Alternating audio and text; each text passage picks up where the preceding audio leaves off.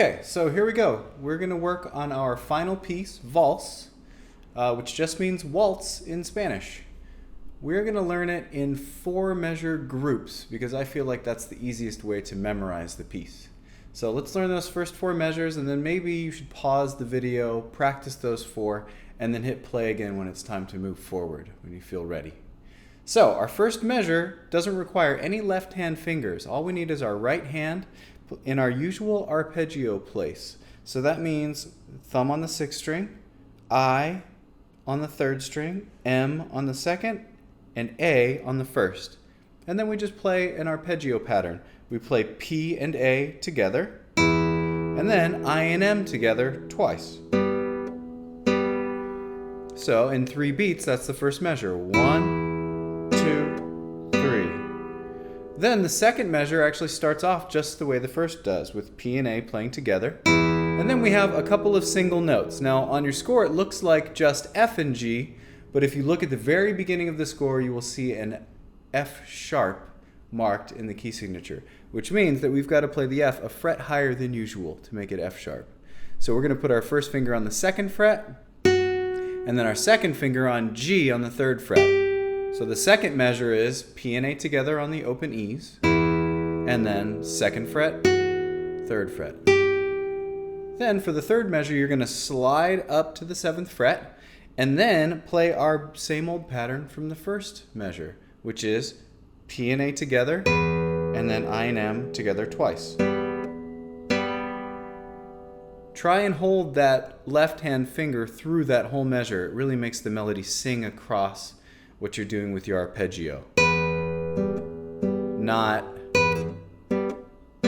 right? We don't want that kind of clipped sound. We want it to sound like that top string is singing.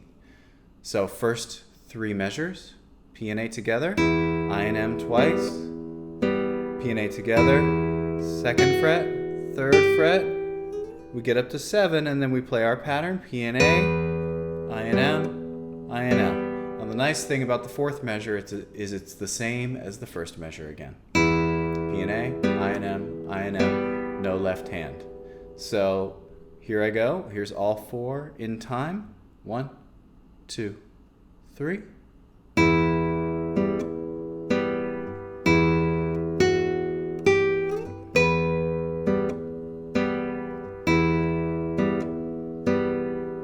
So again, that's a 4-measure section, so maybe practice that, get it memorized, and then move on.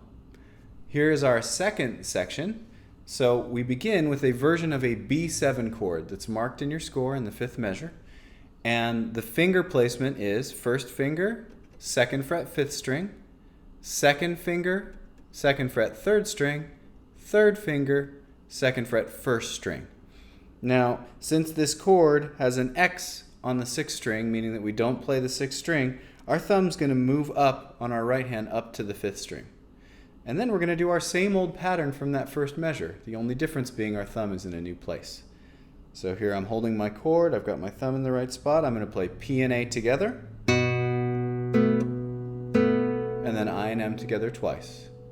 Then I'm going to play P and A together again, and now I have some single notes once again. I'm going to use my pinky for the G on the 1st string, and then I'm going to go back to where my ring finger is already holding and play 2nd fret, 1st string. So the whole chord section, and this will repeat every time you see a star in your score, you're going to play P and A, I and M, I and M, P and A again, then pinky for the G, and then back to 2nd fret, F sharp with the ring finger. Then the 1, 2, 3, 4, 5, 6, 7th measure is just the same as the first measure again. And then we have a 2nd fret bass note by itself in the 8th measure, which you can use your 1st finger or 2nd finger for, it doesn't matter too much. 2nd fret, 5th string, thumb by itself, and then we do our usual arpeggio, I and M together twice. So here's that whole chord section on its own.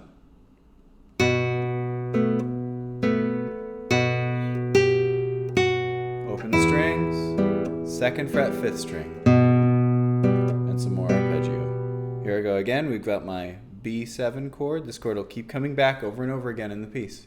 So good to get it memorized quickly. P and A together. I and M, P and A. Pinky on G, takes it off, back to the chord note, 2nd fret, 1st string, and then open string pattern. Double check that your thumb went back to that 6th string. And then 2nd fret, 5th string, bass note. So again, that whole section, chord.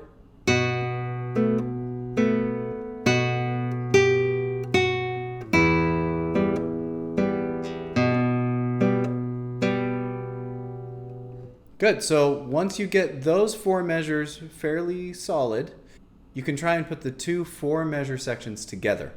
And that will sound like the entire first phrase of the piece. So an 8-measure phrase, that whole line.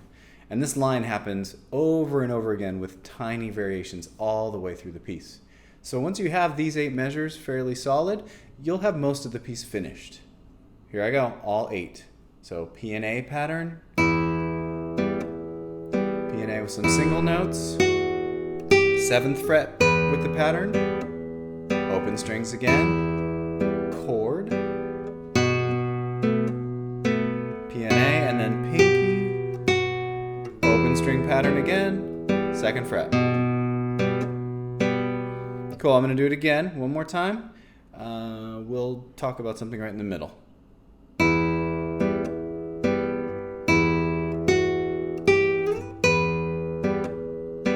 Okay, so when you get this open string section after the 7th fret, it's a great idea to have your chord sort of hovering over where it's going to be played as you play those open strings. So 7th fret, then I play the open string pattern and I'm already getting my chord ready. Then my chord comes down, back to my open strings, and my 2nd fret, 5th string bass note. Okay, so I would work on those 8 measures and then come back.